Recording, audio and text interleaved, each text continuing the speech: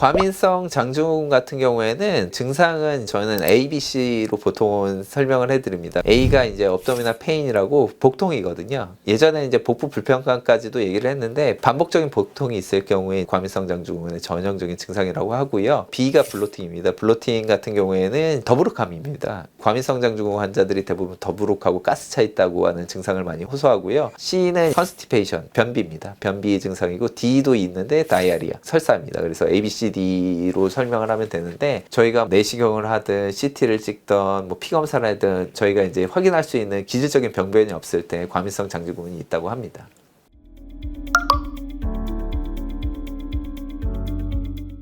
보통은 4가지 정도로 구별을 하는 것 같습니다. 설사형이 있고요. 변비형이 있고 2개가 합쳐진 게 있고 어떠한 유형에도 속하지 않는 형이 있습니다. 그래서 4가지 정도로 분류를 하게 되고 과민성 장증후군 위원회에서 이제 설문조사를 해봤는데 원래는 이제 과민성 장증후군의 전형적인 환자들 그리고 의사들이 생각하는 과민성 장증후군이라는 거는 설사형입니다. 설사형이 대부분 많고 저는 이런 얘기를 많이 드리는데요. 시험 같은 거를 보거나 아니면 너무 긴장을 했을 때 배 아프면서 설사하러 가는 사람들이 있거든요. 그런 사람들이 전형적인 과민성 장증후군이 있다고 저희는 보고 그런 경우가 제일 컨트롤하기가 힘든 것 같습니다.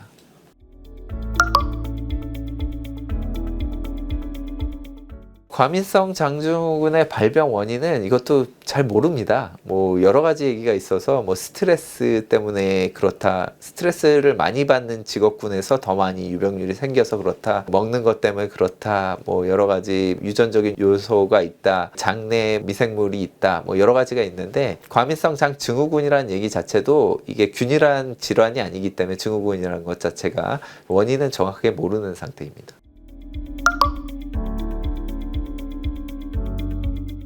대부분은 증상에 맞춰서 치료를 드립니다. 복통이 많이 있으면은 진경제 같은 것을 드리고요. 그리고 뭐 설사가 위주면은 지사제 같은 걸 쓰고 변비가 위주면은 변비를 치료하는 약을 쓰긴 합니다. 이게 원인 자체가 불명하기 때문에 증상 위주의 치료를 하고요. 저희가 뭐 조금 더 치료하려면 장내 미생물 불균형 아까 얘기 드렸던 뭐 그것처럼 이제 항생제 같은 것들을 쓰면 좀 효과가 있는 경우가 있습니다.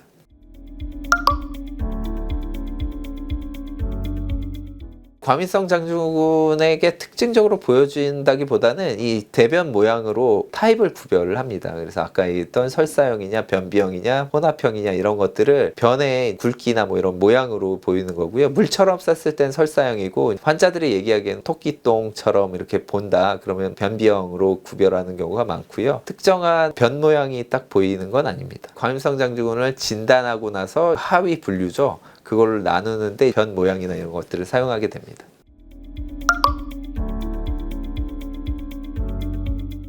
과민성 장증후군의 예방 방법에 대해서는 이것도 좀 정확하게 연구된 건 없다고 보고요. 개선하려고 하면은 이제 저희가 여러 가지 얘기가 있습니다. 그래서 환자들에게 설명하는 거는 우선은 운동을 정기적으로 해라 뭐 이렇게 합니다. 대부분은 너무 과한 운동보다 그냥 약간 가벼운 운동들 조깅이라던가 요가 뭐 이런 것들을 많이 권유를 하는 편이고요. 그리고 식이 같은 경우에는 여러 가지 얘기가 있긴 한데 그냥 일반적으로 건강하게 드시라는 얘기를 합니다. 그리고 여러 가지 제한 시기들이 나와 있기는 합니다. 그래서 포드맷 다이어트라던가 IgG4 익스클루전 다이어트 같은 제한 시기 같은 것들이 있는데 제한 시기는 아마 그냥 하기는 조금 힘들 겁니다. 왜냐하면 영양사들이랑 좀 끼고 진료를 정확하게 받아야지 되고 일반적으로는 그냥 운동 좀 하시면서 건강하게 드셔라 뭐 이렇게 얘기를 하는 편입니다.